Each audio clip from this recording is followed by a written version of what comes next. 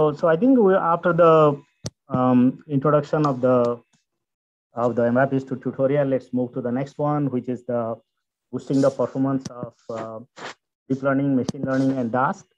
So here the MVAPICH project is taking a little bit adventurous route. Let me put it in that manner. For the last several years, I think you have seen some of these results, and today we'll be also going into more using the same MPI-driven stack. So the question is, in addition to the HPC jobs, can other jobs also take advantage, especially deep learning, machine learning, and recently with the Dask, like that is the data science. So that's what this tutorial will be focusing on. So effectively, irrespective of the end users, whether it's an HPC user or deep learning or machine learning or data science, MVAPICH2 library will be good enough. That's all you need. You don't need anything else. And on all different systems, you will be able to get very good performance. So that will be the focus of this tutorial, and it will be presented by Dr. Aamir Shafi. He's currently a research scientist at OSU. In the past, he has worked at MIT, and also he received his PhD in computer science from the University of Portsmouth, UK. And his current research interests include architecting robust libraries and tools for big data computation with emphasis on machine and deep learning applications. Dr. Shafi also, during his stay at MIT, also co-developed a Java-based MPI-like library called MPJ Express. In fact, tomorrow morning, I'll be talking about, we are working on a Java binding for the MVAPICH2. We'll be talking a little bit about that tomorrow morning. So together with Aamir, we'll have Arpan Jain and Quentin Anthony joining this tutorial also.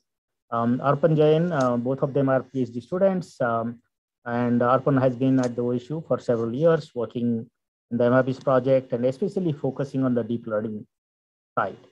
He's working on parallelization and distributed strategies for large-scale CNN training. He previously worked on speech analysis, time series modeling, hyperparameter optimization, and object recognition. And he contributes to, we have a separate project you will hear quite a lot, which is called High Performance Deep Learning, or HIDL. So that basically takes the MVAPICH2 DDR and the basic MVAPICH2 library and enables the high performance deep learning. And Quentin is also a PhD student. His current research interest is primarily focused on the intersection of deep learning frameworks and HPC. And he's focusing more on the, again, similar on the MVAPICH2 GDR, but focusing more on the machine learning side. Okay? And that is also a part of our high performance deep learning. So with this introduction, so let me then ask Aamir, Arpan, and Quentin to get started. Thank you, Professor Panda. Thank you for the kind introduction. So hello, everyone. I'm Arpan Jain. So let me share the slides. I hope you can see it. Is it visible now?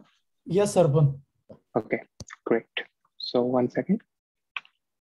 So hello, everyone. Good morning, good evening, good afternoon, based on the location where you are. So I'm Arpan Jain, and today we have a very exciting tutorial for you in which we are going to focus on distributed training for deep learning, machine learning, and Dask with MVAPICH2. So in this tutorial, we are going to go over the polarization strategies that are used in distributed training and how one can improve the performance using the MVAPICH2 software family. So this is the outline of today's tutorial. First of all, I'm going to introduce the artificial intelligence, machine learning, and deep learning. Then I will go in deep, like I will discuss the deep neural network training and essential concepts so that we can easily understand the polarization strategies for the distributed DNA training. After that, Quentin will discuss the machine learning, and Dr. Shafi will discuss the data science using the Dask. After that, we will conclude the tutorial. So let me remind you, folks, this is a tutorial, not a talk. So let's make this tutorial interactive, ask questions, and let's get started. So what is machine learning or deep learning? Before touching upon the machine learning or deep learning, let's talk about the artificial intelligence. So artificial intelligence is also known as AI. So it simulates the human intelligence in the machines, especially the computer systems. So in other words, it is the intelligence demonstrated by the machines in contrast to the natural intelligence displayed or possessed by the human beings. So there are several ways to achieve artificial intelligence, and one of the most common method is machine learning. The other ways are like soft computing, fuzzy logic, or the nature-inspired algorithm. So the machine learning is a set of algorithms that can automatically improve their performance by seeing several data points. So if you have a data set, then machine learning algorithms can automatically learn the relationships between the data that is present in the data. So it can learn the relationship between the input and output so that it can make predictions based on the input only. So the another thing is the deep learning, which is a subset of machine learning, and it uses the deep neural network. And perhaps it is the most revolutionary subset because we are using deep learning nowadays a lot more than the machine learning. So what is the main difference between the machine learning and deep learning? So the main difference lies in the feature extraction part. So in the machine learning, if you want to make a prediction from the input, then you have to first extract the features from the raw data. Then you will apply some machine learning model to get the output. However, in deep learning, this step is integrated into the model. So you don't have to extract the features manually. The deep neural network will extract the features automatically from the raw data and then will apply the classification algorithm. So this is the main difference between the machine learning and deep learning. And feature extraction is a tedious part because it depends on the type of data and the application. So for example, you can have images, text, or any type of data. And the applications can be different also. You can have object recognition or object detection, or you can do the summarization. So there are a lot of different things. And since the performance of algorithm depends on the features, so that is why feature extraction becomes an important part. And in machine learning, you have to do it for the every type of data and application. And so that's why the deep learning saves you from that the problem and extract the features automatically. So for doing that, it needs a large data set so that it can learn more complex relationships. So that is why the learning is based on the data representation. And we have different deep neural network examples like the convolution neural networks, recurrent neural networks, and the hybrid networks. And recently the transformer models are also proposed.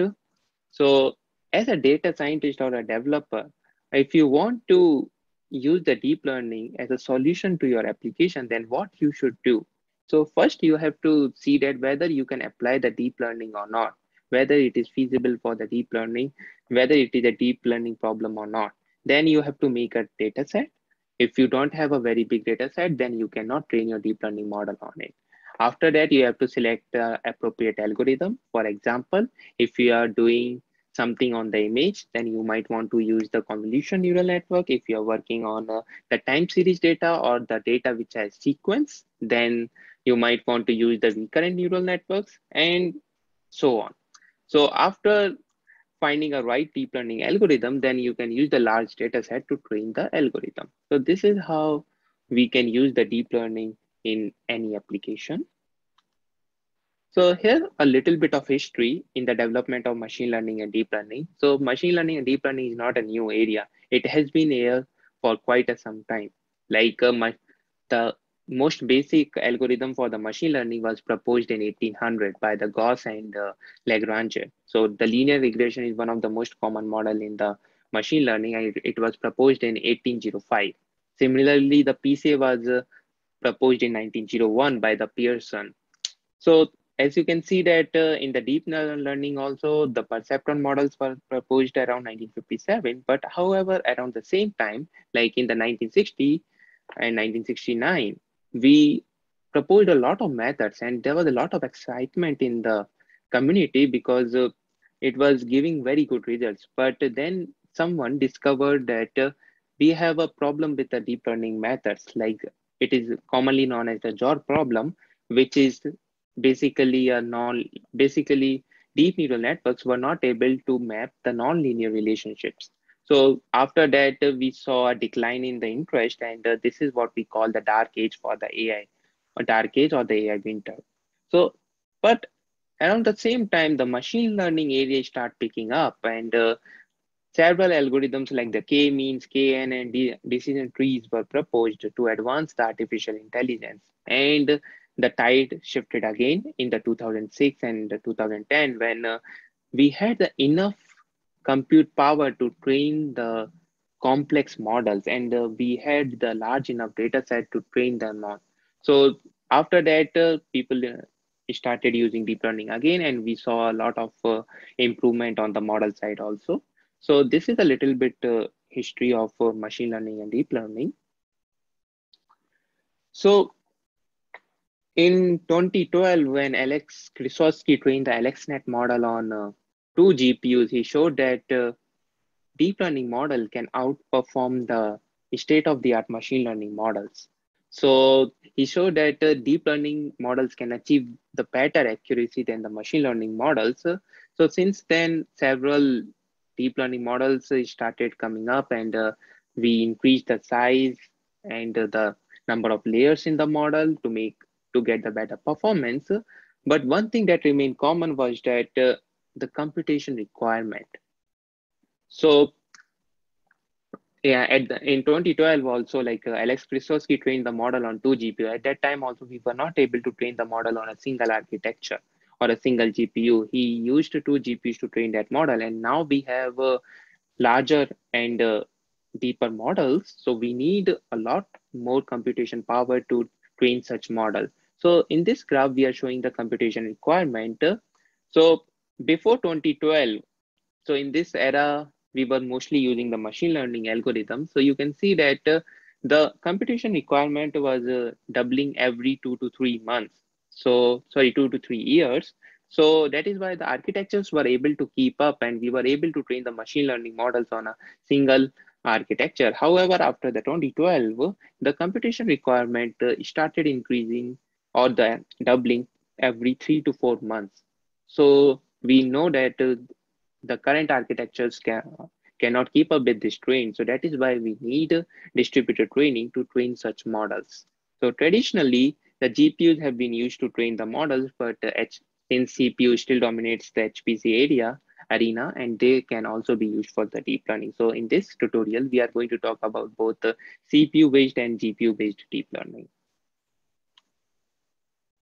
So what is a deep neural network?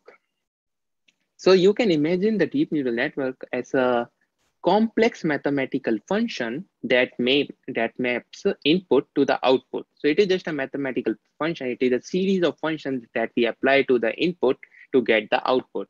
So we have three types of layers in the deep neural network: input layer, output layer, and the hidden layer.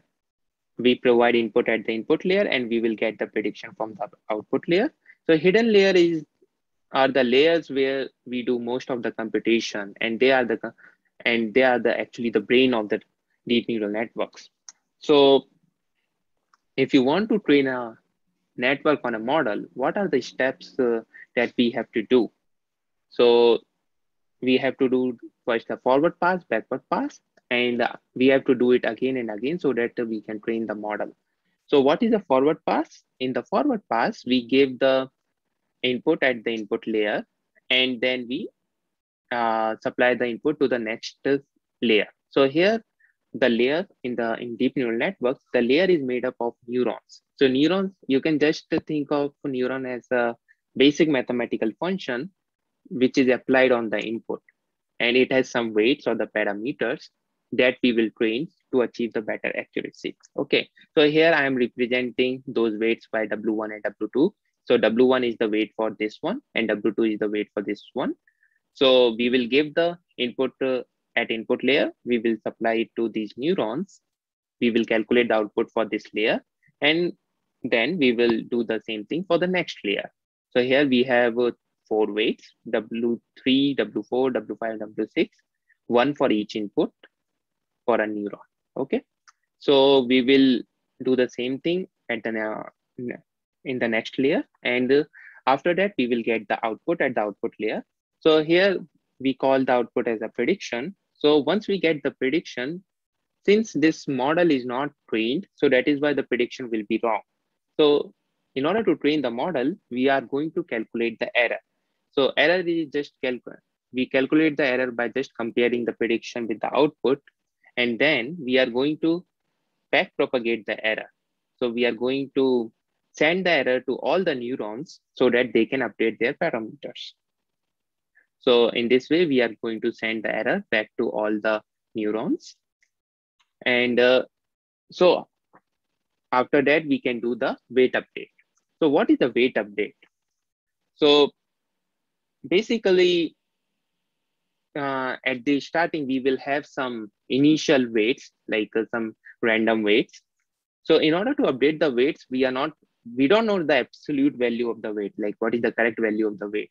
We are just going to increase or decrease the weight by some amount and see that whether we get a better performance or not.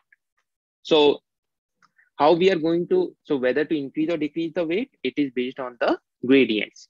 So we are going to calculate the partial derivative, like we are going to do the partial differentiation of error with respect to the weights. And this will give us the direction of the global minima or the minima. So based on this, we can increase or decrease the weight by some amount. Like now what will be that amount? It is determined by the learning rate. So we are going to talk about the learning rate later. So here we are just showing the DNN training. We do the forward pass and then we do the backward pass. So this is the one iteration of training, and we need a lot, many iterations to finish the training. So now the next essential concept is the activation function and the backpropagation algorithm. So earlier I told you that neurons are just some simple mathematical functions. What are those functions? So it is very simple. The function is the weighted summation. So we are just going to do the weighted summation of input. So that is why we need those weights. As you can see that the weighted summation is a linear function. If we apply the weighted summation in a series, even though after applying the weighted summation in a series, we will get a linear function. But we know in the real life that the relationship between the input and output is a non-linear. So how can we map a non-linear relationship with the linear neural networks? So we are going to do it by introducing the activation functions that adds the support for non-linearity in the neural networks. So basically, activation functions introduces the non-linearity into the network. And what are those activation functions? So we have several of these functions, like the ReLU. So don't go on the name, like it is just a maximum function. So it takes the maximum of 0 and the input, that's it. And we have other activation functions also, like the sigmoid and tanh. So that is how we solved the JOR problem in 1969. So the backpropagation, as we have seen in the previous slide also, like backpropagation involves complicated mathematics, but luckily you don't have to worry about it. The most deep learning frameworks give you a one-line implementation of the backpropagation. So you can just do the model.backward and you will get, and it will do the backpropagation for you. So now the another concept is the learning rate. So earlier I talked about the weight updates, like we are going to increase or decrease the weights by some amount. What will be that amount? That amount will be determined by the learning rate. So learning rate is scales that amount. So if your learning rate is very high, you are going to take very large steps. But since you are taking very large steps, you can overshoot and reach the different, like the other side of the global minima, and it will keep on happening. So you will never converge to a local minima. So that is why we don't want the learning rate to be too high. And the other way is also we don't want, because if the learning rate is too low, then you will need many steps to reach the local minima. Like in this case, we need around 10 to 20 steps to reach the local minima. And in the real world example, in the real world application, we may need like 10,000 or 20,000 steps to reach local minima if your learning rate is too low. So that is why we want learning rate to be just right. So now the next concept is the batch size. So I talked about the forward pass and backward pass, and then we are weight update. So how we are going to do the weight update for like the entire data set? There are several approaches like the batch gradient descent, in which we do the forward and backward pass on the entire data set just to update the weights once. So let me take an example here. Let's say you have 100 samples in your data set. You have 100 images. What you can do is you can do the forward pass on all 100 samples, then do the backward pass on all 100 samples. After that, you update the weights. So here we are looking at all the data set in before updating the parameters. The other way, another approach is stochastic gradient descent, in which we take one sample, do the forward and backward pass, and then we will update the weights. Both approaches are infeasible because in the first one, let's assume that you have 100 million samples. You cannot process 100 million samples just to do the weight update once. It is not feasible. Since we already know that we need like 90 or 80 epochs to train a model, we cannot train a model by doing this thing. So that is why this approach is not feasible. The second one, the stochastic gradient descent, in which we take only one sample, this is infeasible because we are not utilizing all the compute power. Like we have like 2000 or 3000 cores available on a GPU. How can we use all of them? Like if we don't have enough parallelization, we cannot use all of these courses. So that is why we need multiple samples. And the another reason is that we, in the real world data sets, we have noises. If we are looking at just one sample, then it may degrade your model because of the noise.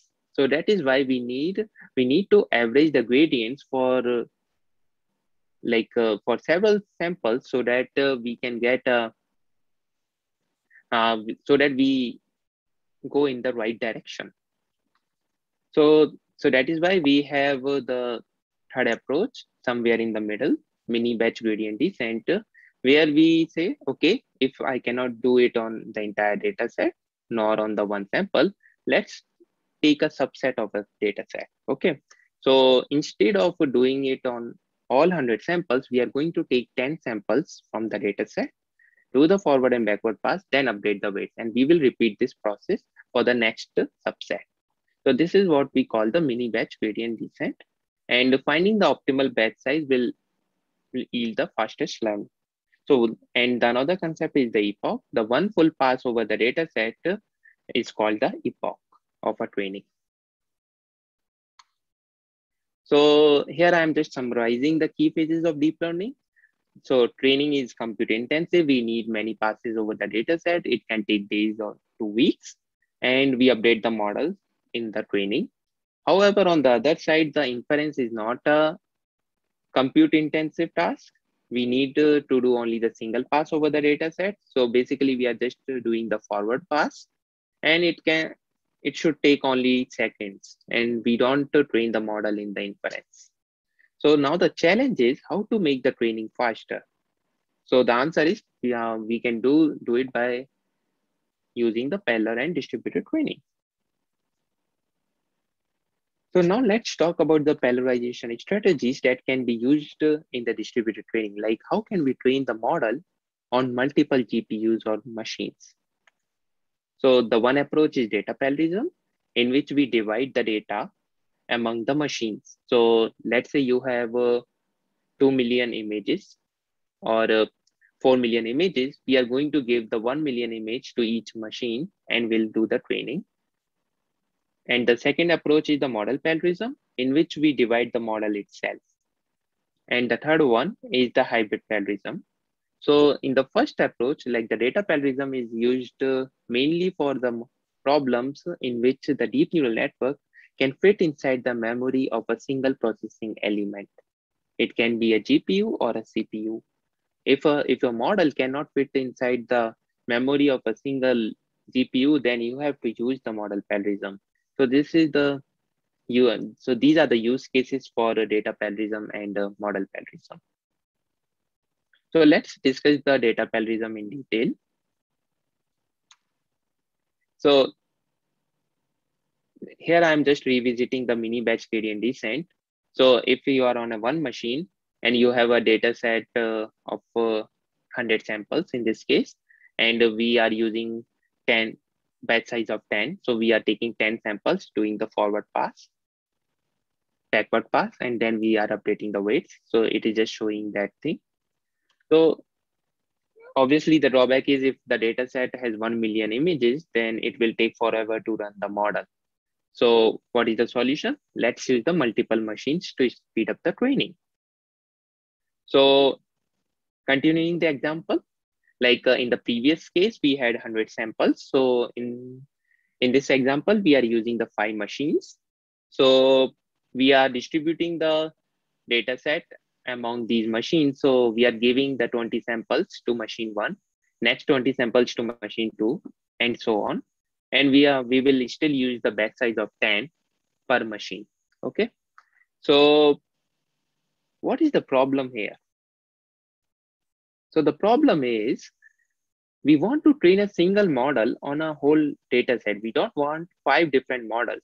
Since we are giving the different data set to different models, we are training the different models here because each data sample will give the different gradients. And even though we are copying the same deep neural network to all the machines, we will at the end of the training, we will have 5 different models. So how can we synchronize the training in distributed training? So the answer is simple. We are going to use some form of a communication to synchronize the training. So after calculating the gradient, so basically, since we are training the model on a different data set or different samples, so that is why the gradients will be different. And if we do the weight update with the same gradients on all the machines, then we will get the same model. So this is the main idea behind the data parallelism, where like these are the gradients after applying the forward and backward pass. These are the local gradients. We are going to use a communication primitive called MPI all reduce. So in MPI all reduce, we are going to do the element wise summation operation. So in MPI all reduce, we do the element wise summation operation and makes the result available to all the machines. So we are just showing an example, like we have 5 local gradients. We are going to sum them element wise and will make the result available to all the machines. That's it. So here we are just showing an example of MPI all reduce in the MPI library. So this is the function for the MPI all reduce, and the send buffer, like let's say you have 4 machines with a array of size 4, then the receive buffer will look something like this, just doing the element wise summation operation. Nothing fancy. So here I'm summarizing the data parallelism and the MPI collective operations. So first of all, we are going to distribute the data set among the machines. Like let's say if you want to train the model with 128 batch size, then we are going to give first 32 samples to GPU 0, next 32 samples to GPU 1, and so on. We will do the forward and backward pass on all the machines simultaneously. We will get the local gradients on each machine, on every machine, and then we will do the MPI all reduce. So after doing the MPI all reduce, we will go and get the global gradients, which are same on all the machines. And then we can update the parameter on all the machines, and we will have the same parameters on all the machines because we have the same global gradients. Any questions so far?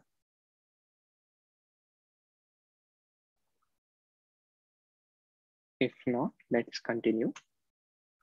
So now I will talk about how we can do the distributed training. We have talked about the theory. Now let's focus on the practical thing, like how can you train the model on multiple GPUs? So what are the softwares you have to use?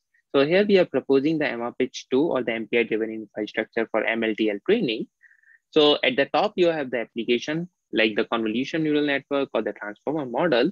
And then you will implement that model in some deep learning framework. It can be TensorFlow, PyTorch, or MXNet.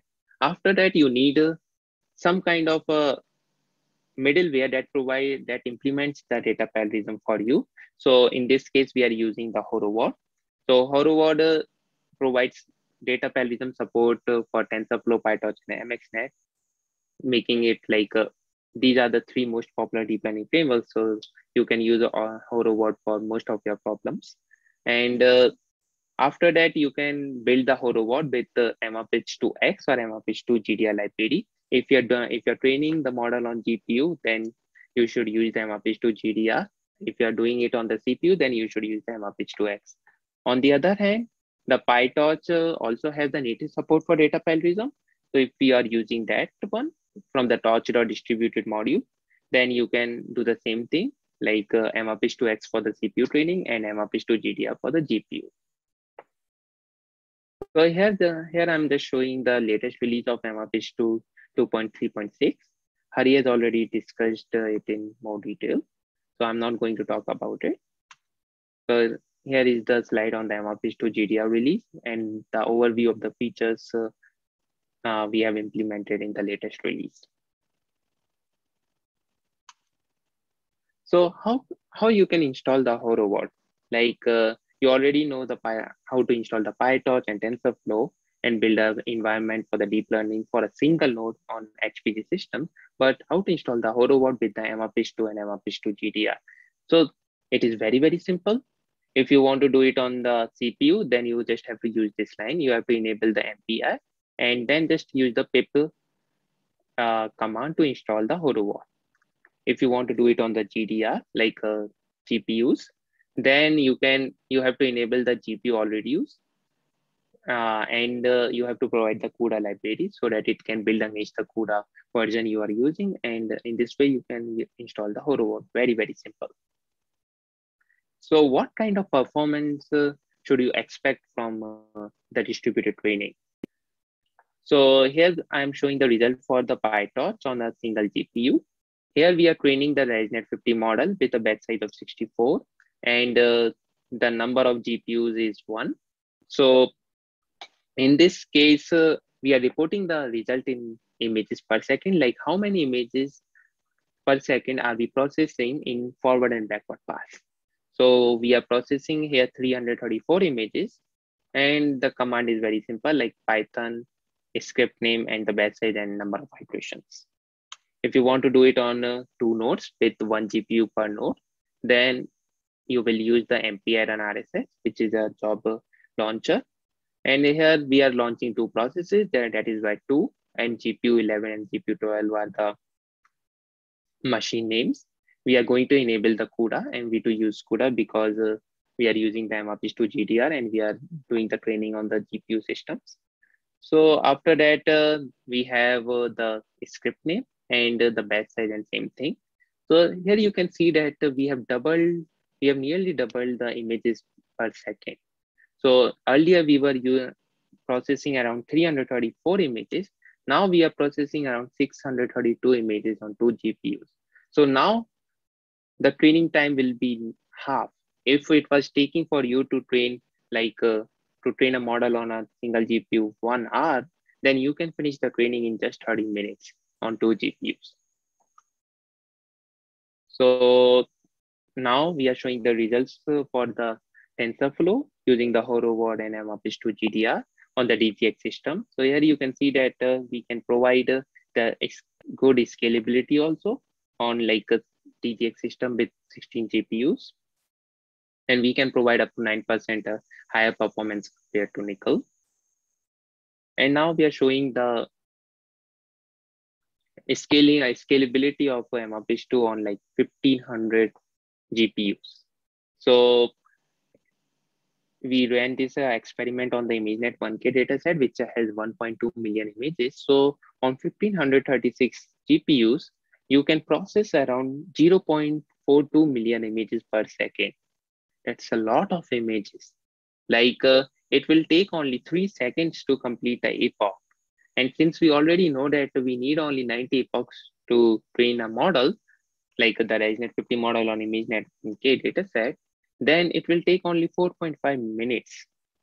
That's it. You just need 4.5 minutes to train a ResNet 50 model on such a large dataset.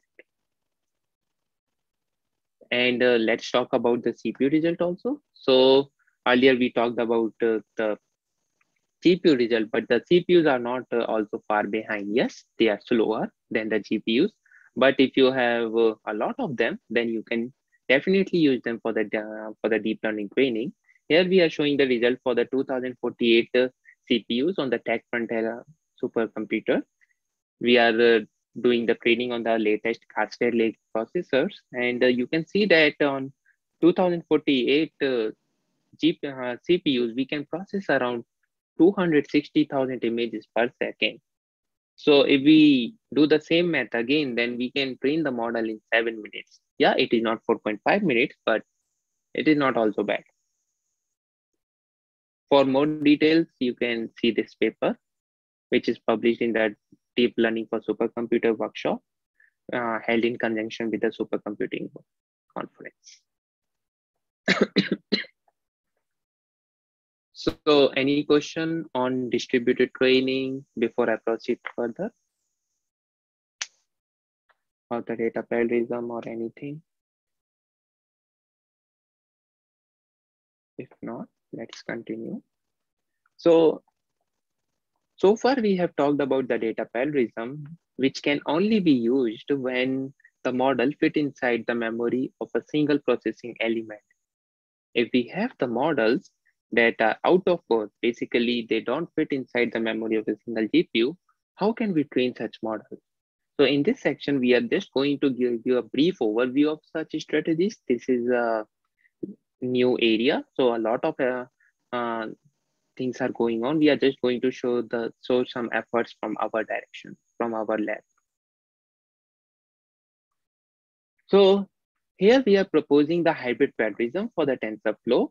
Like this is for the CPUs. Even on the CPUs, you can go out of core, because the problem is that sometimes when we are training the model, if the model is very big, then it can easily go beyond the 192 GB or 256 GB of memory, which is usually available in CPU. So here we are just showing an example.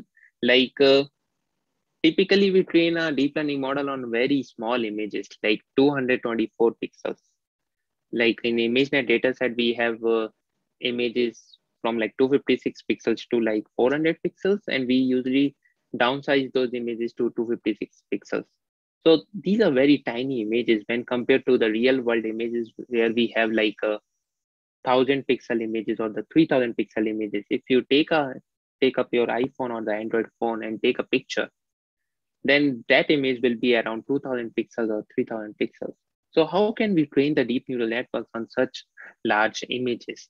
So that is why we are proposing the HyperFlow, in which we combine the model parallelism and data parallelism to train the model on multiple CPUs. So here we are using the model parallelism so that we fit the model on multiple CPUs, and then we will use the data parallelism to scale the training to large number of CPUs.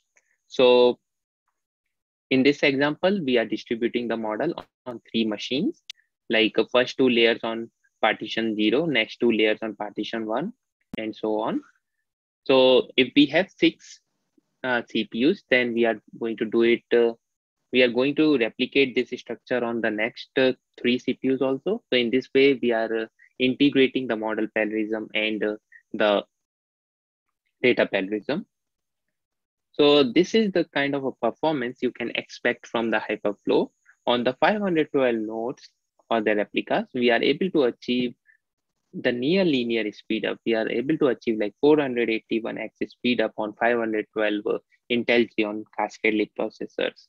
So this is like the 98% scaling efficiency on 256 nodes and around 94% scaling efficiency for 512 nodes.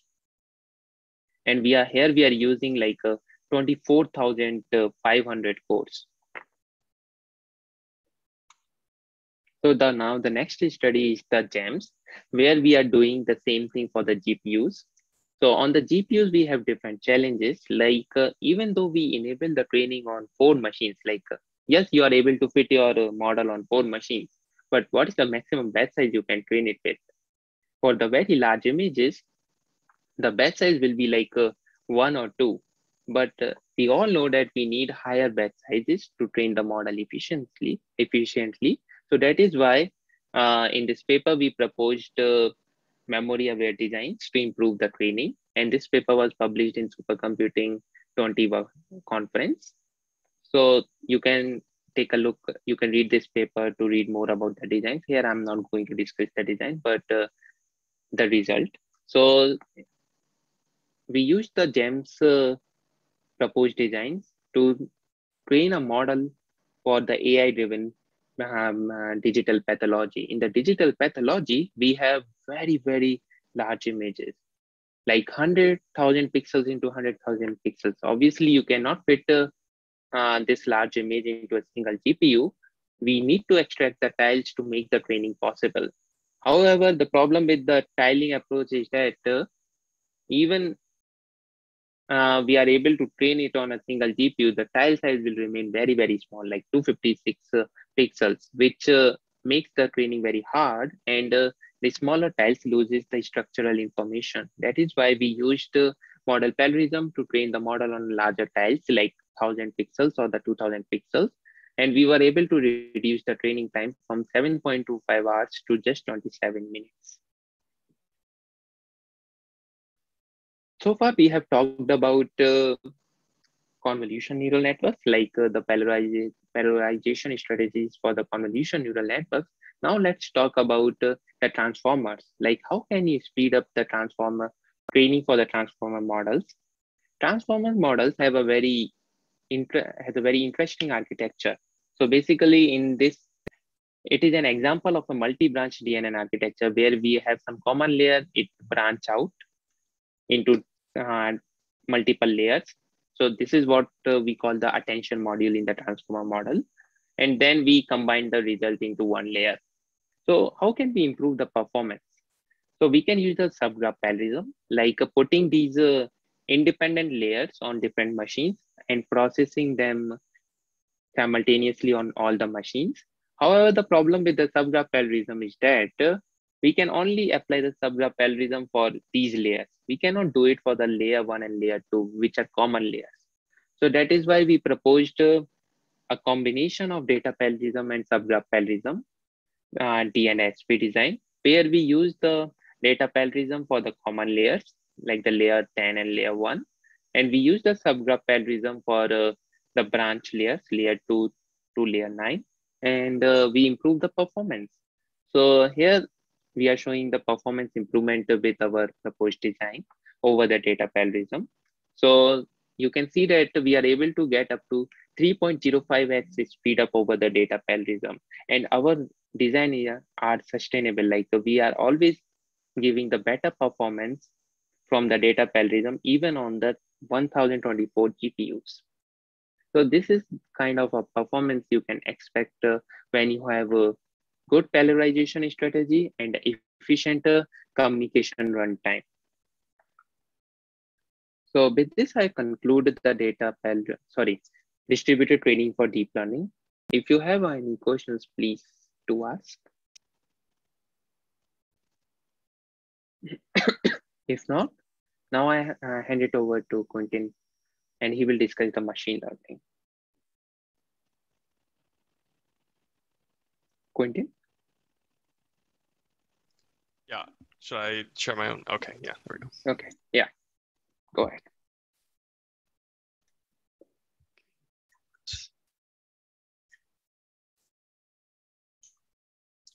Okay, does this look okay? Looks good. Great. So so next we'll be talking about the machine learning development that we've been doing over the last year or so since the last MUG. I'll start with a representative machine learning algorithm, Kmeans Clustering. And we chose Kmeans Clustering more because it's more representative, it's really widely used, really popular in the machine learning field. And basically it starts with, direct your attention to the top left figure. We see here we have some set of endpoints, and we want to split them into K clusters, and here K is equal to 3. So we start out and we randomly choose three points, these centroids, and then on each training step, we move the centroids to the closest of each centroid, and the closest of each cluster here. And if we were to split a K-means clustering onto multiple processors, so here if we were to split onto, say, for example, 2 processes, then we would first partition the data between the 2 processes, and then we would duplicate the centroids onto each process. So here on the top right, you can see that each training step, we perform an all reduce operation so that all of the centroid parameters and the distances to each point are updated on every single process. And K-means clustering is usually embarrassingly parallel. So we can see on the bottom 2 graphs here, we get pretty much linear speed up. These are external numbers, but this is just an example of why we're choosing K-means clustering as sort of a use case for our solutions. So up next, similar to how there are several deep learning frameworks like PyTorch and TensorFlow, there are also several machine learning frameworks like scikit-learn and XGBoost. So scikit-learn is sort of the more classical machine learning framework. They support distributed execution over like joblib, and they're CPU only. They don't have GPU support yet. And then there'd be XGBoost, which is gradient boosting with both CPU and GPU support. They have their own distributed support through Dask, as well as several other distributed backends. And then the last machine learning framework that we chose is Coolmel. And Coolmel is part of, they have their own distributed support through Dask. So I'll go into more detail here. Coolmel is part of the NVIDIA Rapids project, which aims to build end-to-end data science analytic pipelines on GPUs. And it's sort of a GPU counterpart of scikit-learn. So it's a GPU accelerated machine learning library, and they have their own K-means algorithm that with GPU support and distributed support, as well as every other major scikit-learn machine learning algorithm. So they support the execution with multi-node, multi-GPU workloads, and their typical backends are Dask and Nickel, which we'll get to in the future slide. And lastly, I want to explain briefly why GPUs are important to machine learning now. Historically, machine learning has been on smaller data sets than deep learning and is more data intensive and IO intensive than deep learning as opposed to compute intensive. But here recently, since data sets become larger and machine learning algorithms become more computationally intensive, GPUs have become a bit more reasonable and a bit more needed for classical machine learning.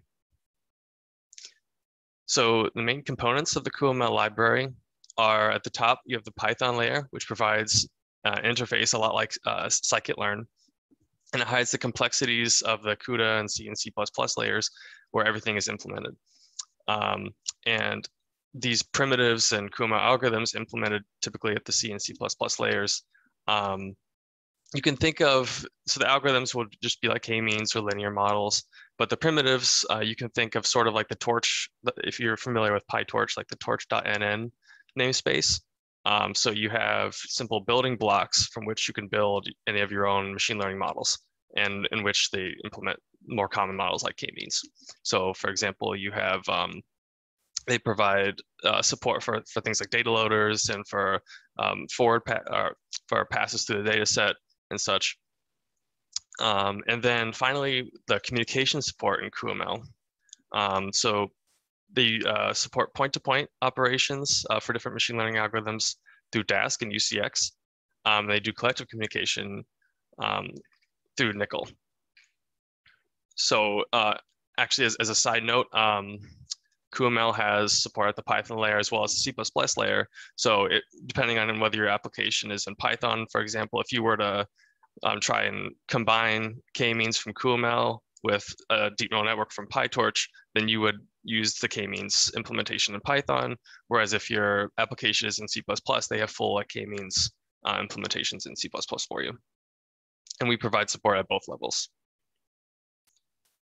So next I'll go a bit more detailed into an example of data parallel training for K-means and Coolmel.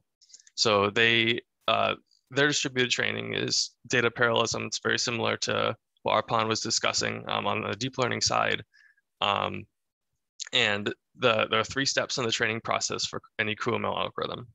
So in the first stage, the training stage, which is the most compute intensive, is they provide a fit function. And the fit function uses either reduce plus bcast or an all reduce operation to iteratively learn on the data set. So it's similar to the K-means slide I showed you at the beginning. At the output of the fit function is a fully trained model. So in the next step, you have this trained model, which is an output of reduce. You apply an MPI reduce to all of the different models on each GPU, and then you have a final trained model. And then you use that model to infer on new data. So at the inference stage, you have a predict function, which is the analog to the fit function, and then you apply that to new data and get your predictions. So the challenge that we wanted to overcome here was we saw that Coolmel exists. They have GPU-based ML algorithms, but all of their communication support is through Nickel and Dask. And we wanted to see whether MVAPICH2 GDRs, small message collectives, would benefit here and how we can fit into the NVIDIA Rapids ecosystem. So we use MVAPICH2 GDR with MPI for Pi as the communication backend during the training phase, so the fit function before, in the multi-node, multi-GPU setting. So we're unplugging the Nickel support and we're plugging in MVAPICH2, and also point-to-point would be supported via MPI for Pi and MVAPICH2 GDR. So we want to insert ourselves into the Python and then below at the C++ layer, so that users both at the Python level and C++ level can use MVAPICH2 GDR to distribute their models. We found that there are 3 main collectives used in Coolmel distributed training. Typically, all reduce was used for the fit function, and then reduce and bcast were used at the output of the fit function, also sometimes used just in place of an all reduce. So we exploited the MVAPICH2 GDR collectives and tried to get better performance. And from there, we released in February of this year MPI for Coolmel 0.1, which is our own package with this support in. Some of the main features is we're using Coolmel 0.15, support at both the C++ and Python levels. We included examples specifically for K-means just so people can get started and get familiar with the library. Oh, I'm sorry. And then we tested it on several different models like K-means, PCA, truncated SVD, random forest, and linear models. Several of the more common Coolmel models we explicitly tested and took numbers on. We added, further, we added a switch for those who still wanted to use Nickel collectives so they can go back and forth between backends. And we built it on top of a common repository MPI for Pi.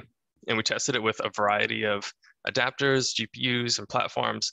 But I do want to note that as of now, Coolmel only supports x86 systems, so no open power systems at this time. So then I wanted to give some highlights of how you yourself would install MPI for Coolmel. First I direct you to download it from the HiDL page, and the downloads we provide a tarball that you can download to your own system.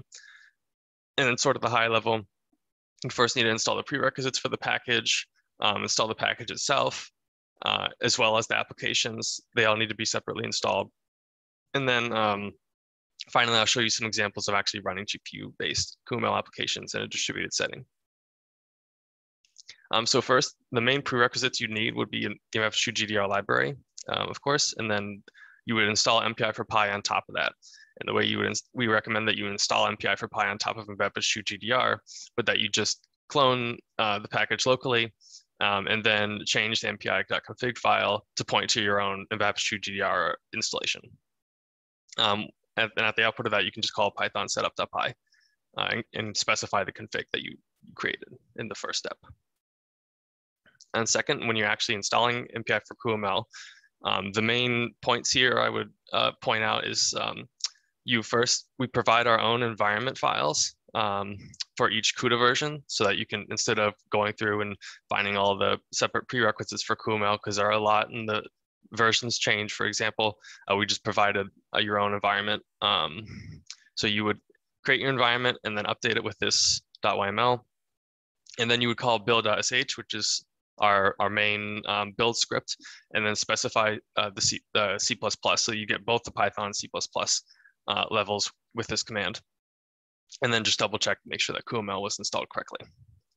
And then, so once base Coolmel has been built, you have to build each application on top of that you'd want to build. So for example, since we're using Kmeans here, you would go to the Kmeans directory, and then you would cmake and then make inside there. And then at the output of that, you would have your library files that you can connect to with Python. As long as we would just recommend that you LD preload.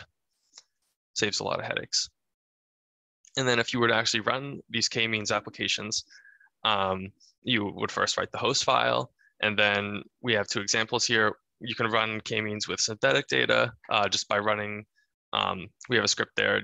Just if you were to just run the script, it just runs with some dummy data. And then we also follow the example on the main Coolmel site, where you can run with a Kaggle data set.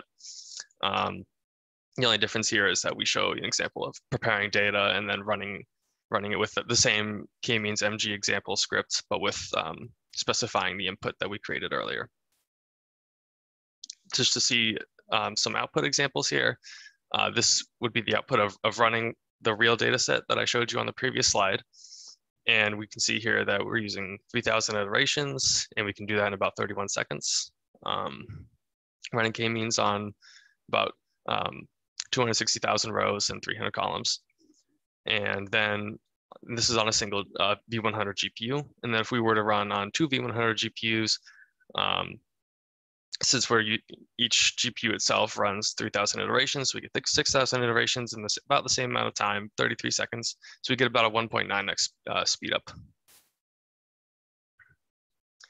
And then further, these are some results from the paper that we published with several different algorithms. There are some more in the paper as well. And we also go into a lot more profiling detail on why we're getting this sort of speed up over nickel. But you can see for K-means, linear regression, nearest neighbors, and truncated SVD. In all cases, we're seeing speed ups, which increases as the scale increases. And this is because we have MVAPICH2 GDR typically performs better for smaller messages than nickel. And with that, I'll conclude the machine learning section. Are there any questions before I hand it off to Aamir?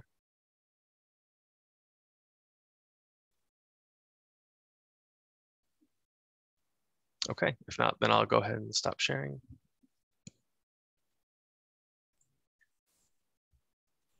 Thank you, Quentin.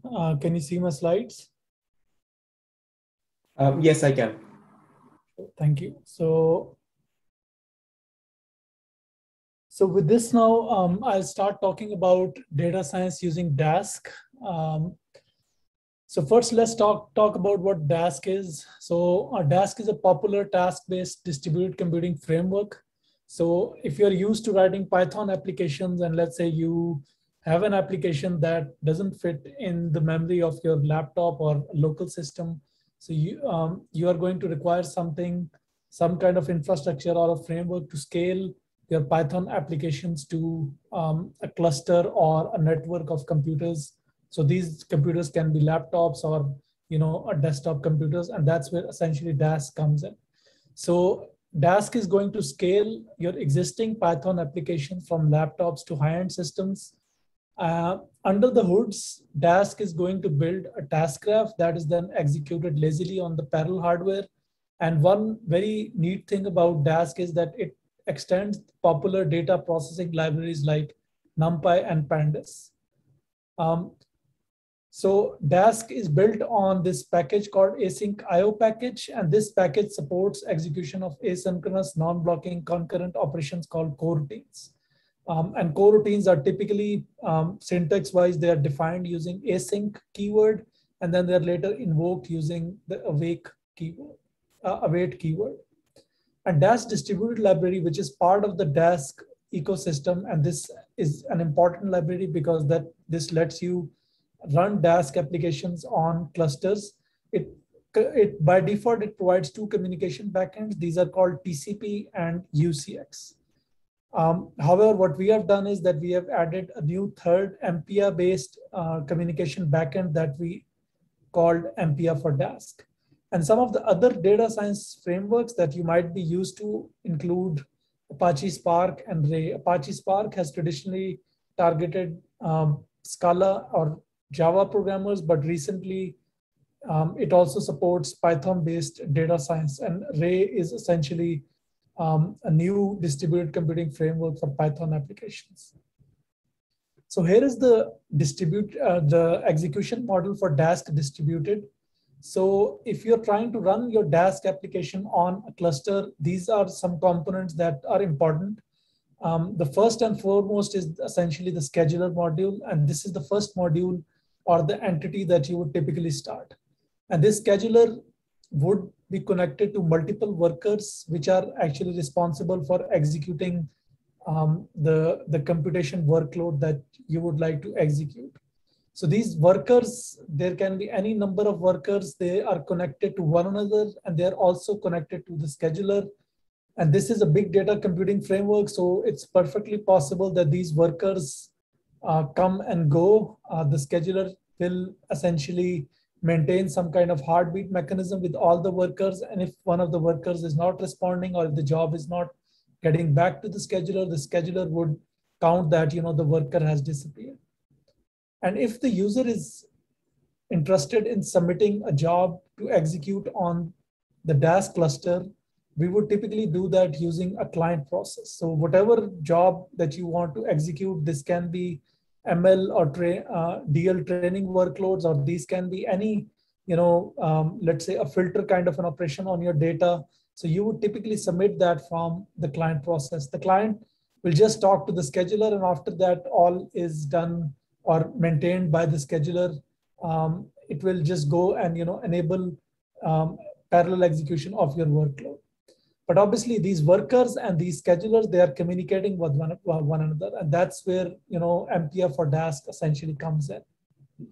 So MPA for Dask, as I mentioned, vanilla Dask comes with two communication backends, TCP and UCX. So what we have done as part of this work is that we have developed an MVAPICH2 based communication backend for Dask, and this is the first MPA based communication device for Dask. And this optimizes CPU to CPU as well as GPU to GPU communication in the Dask framework, because Dask supports both CPU-based big data applications and GPU-based big data applications. So here is the architecture for Dask, starting from the top to going to the bottom. So the top layer here is different features and interfaces provided to Dask developers. So there are ideas and features like Dask bag, Dask arrays, Dask data frames. So if you're writing your Dask application, you would typically be using one of these libraries. However, the Dask ecosystem is pretty rich. It also gives you other packages like Dask MPI, Dask CUDA, Dask job queue. So Dask MPI would come in handy if you're launching execution of your Dask program using MPI library. Dask CUDA helps in porting or executing Dask applications on GPU-based systems. And Dask job queue essentially comes in if you're executing Dask programs on HPC system and you want your Dask components to get started by some kind of job schedulers like Slum. And Dask distributed package here is really the key here, because this is the layer that supports parallelization, and it supports distributed execution of Dask programs. And this is also where the communication layers belong to. So for example, there's a COM layer inside distributed, the TCP device, the UCX device, and MPA for Dask device, they're all part of this particular device. So these, as I said before, TCP and UCX, they had already existed before, but our contribution as part of this work is that we have, enabled communication over MPI using MPF for Pi that works on top of the MVAPICH2 communication library. So I will just talk about a few features of the MPF for Dask work. So obviously, if you're going to utilize MPF for Dask for your Dask applications, we need to, currently we only support static number of processes. So which essentially means that you will need to launch your job using MPR run. Currently, dynamic process management or workers coming and going, this is currently not supported. So if you're going to utilize MPR for Dask, obviously we expect our users to use Dask MPI and start execution of their Dask cluster. And in this case, essentially, if you're going to start, let's say in this particular case, we have started 5 MPI processes. So process 0 automatically becomes the scheduler. Process 1 becomes the client, and all processes greater than process 1, they are essentially going to become workers here. So for example, 2, 3, and 4 will essentially assume the responsibility of workers. And this is something that Dask MPI will automatically do. But if you are going to change this, and let's say if you are going to support automatic, let's say workers coming and going and joining Dask clusters, obviously we need to utilize dynamic process management that MPI for Dask doesn't use currently, but that's on our future, one of our future goals that we want to work on.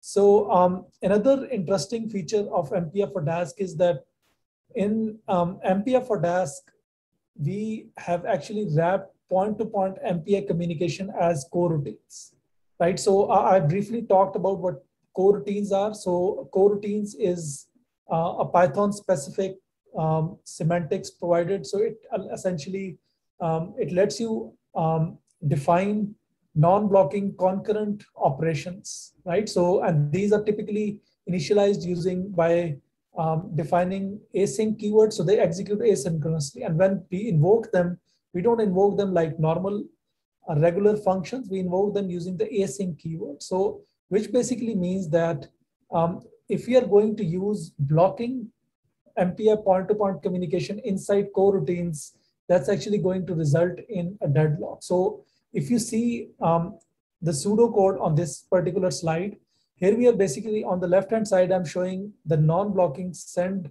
communication coroutine, and on the right-hand side, I'm showing non-blocking receive communication coroutine. And if you see, we are making use of non-blocking send and non-blocking receives, but on top of that, we are also calling the test function. So inside this while loop, that's here on line number 4 and also on line number 4 at the right hand side, we are basically checking periodically if the non-blocking communication that we started, has it completed or not. So if it has not completed, then we are going to relinquish the CPU to other tasks that are executing in the Python runtime, and we do that using async io.sleep. So this will let other these coroutines that are part of the execution environment to execute, and it will not result in essentially deadlock.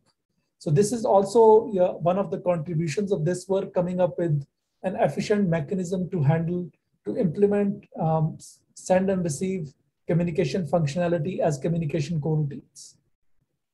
So we have actually released this work in March 2021 as part of 0.2 package. So this can be downloaded from High BD website from our groups, or one of our groups website, and this essentially is built on Dask distributed.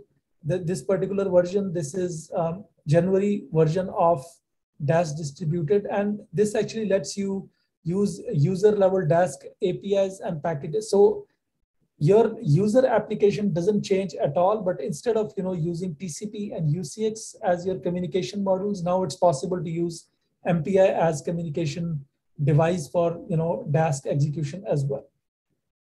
So here I'm just going into some of the steps for MPI for Dask installations. Obviously there are some installation prerequisites. So for example, the installation is done inside a mini Conda environment, and then there are some modules and libraries required for GPU-based and CPU-based applications. Obviously, MVAPICH2 library is required, and then this MVAPICH2 library, because Dask is a Python ecosystem, so we use communication routines of MVAPICH2 library using MPF for Py library.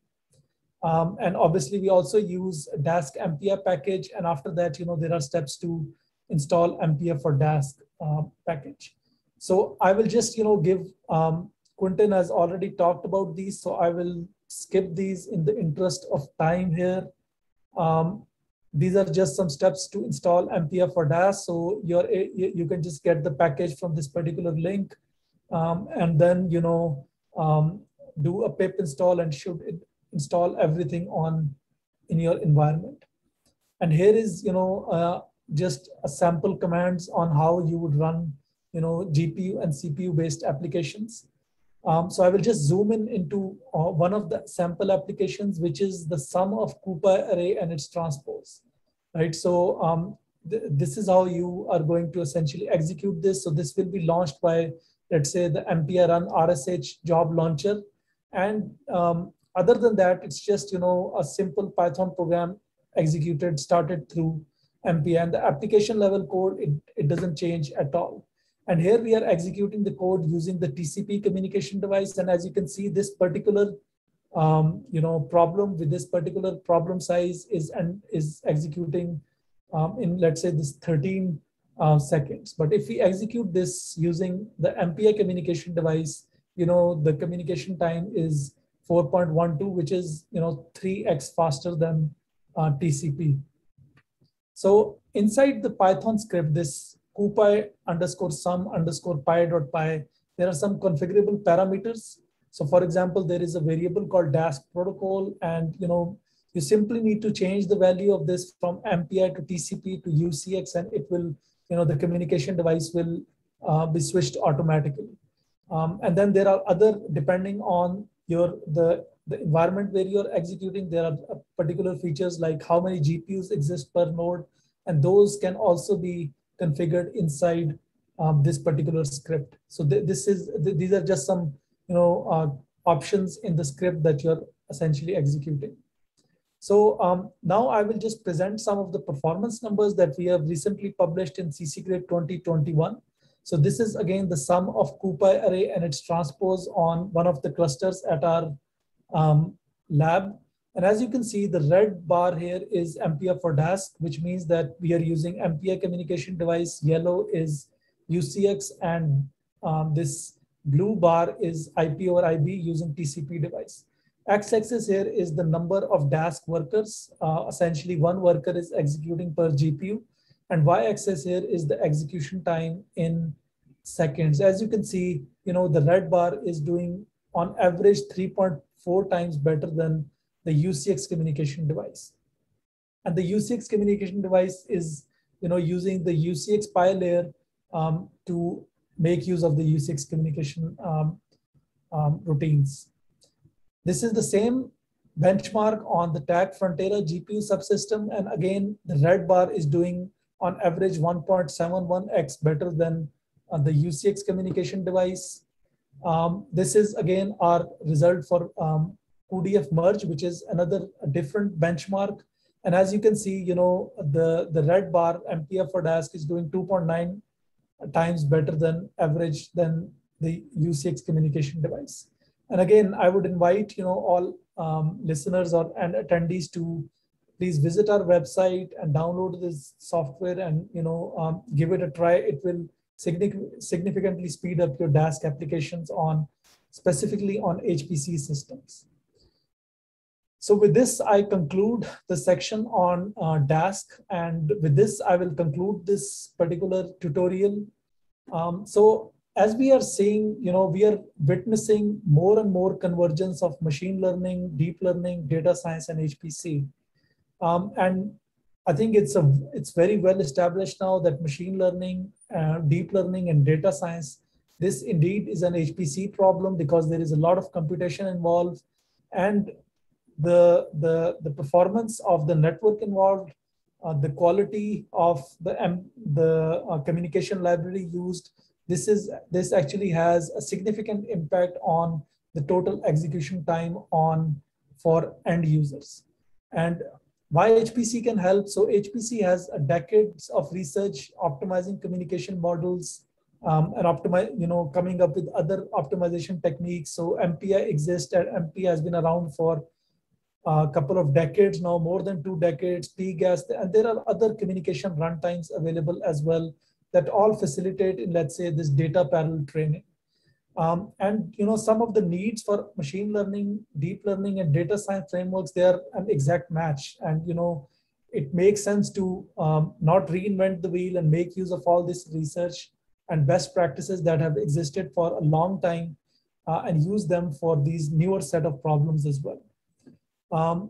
MPI libraries, MVAPICH2 in particular, is optimized for different communication sizes, in particular large message communication, which is the representative message sizes for MLDR workloads. And obviously GPUs are used for ML and DL workloads, and libraries like MVAPICH2, for example, they support CUDA, optimized CUDA aware communication as well. In the context of data science frameworks, so we have talked about Dask as part of the NVIDIA Rapids project. Dask has been, the support for GPU has been added to Dask. And there are also other efforts going on for Apache Spark software as well. Apache Spark is another, one of the most popular big data frameworks in addition to Dask. And recently, there is also efforts to make it GPU compliant. So it should be possible to use, let's say, GPU devices for, running big data workloads using Apache Spark. So again, there is an opportunity in the context of Apache Spark as well to utilize GPU to GPU communication provided by MPI libraries like MVAPICH2 GDR. And in particular, we are looking into, is it possible to have an MPI-based communication layer for data science frameworks, which can be used. There are a lot of data science frameworks and libraries and tools available. So is it possible to have a communication layer on top of MPI that meets the requirement of these big data frameworks? So with this, some concluding remarks. So there has been an exponential growth in machine learning, deep learning, data science frameworks. And in this tutorial, we provided an overview of some of the issues, challenges, and opportunities. And we presented our approaches, how we have utilized scalable and hierarchical designs that have actually resulted in optimizations for some of these machine learning, deep learning, and data science frameworks. And we also presented some use cases to demonstrate the complex interaction between all these frameworks and the underlying HPC technologies and middlewares. So these are some funding acknowledgements to our sponsors, and acknowledgements to all the staff members, past students, current students, who are actually doing all the hard work. So with this, I conclude my talk. I think I'm just 1 minute over, so we can just take a few quick questions if there are any.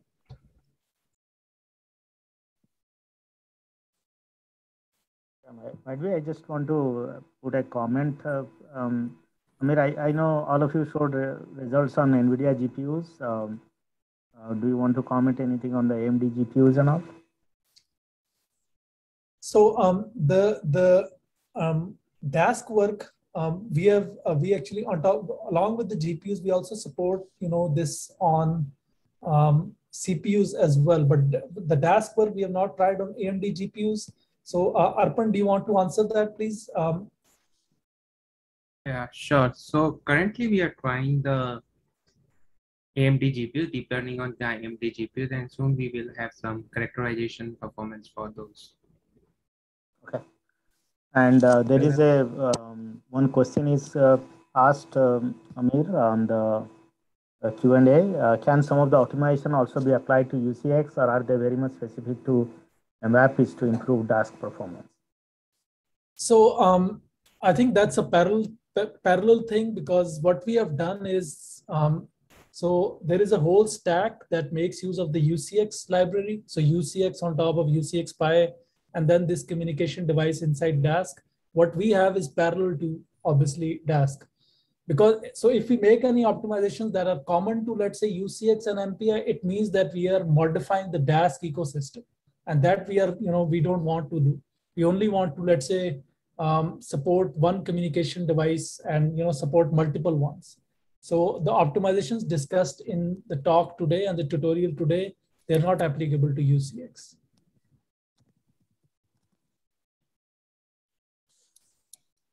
Okay, so I think with this, in order to keep the event on schedule, so let's thank again Aamir, Quentin, and Arpan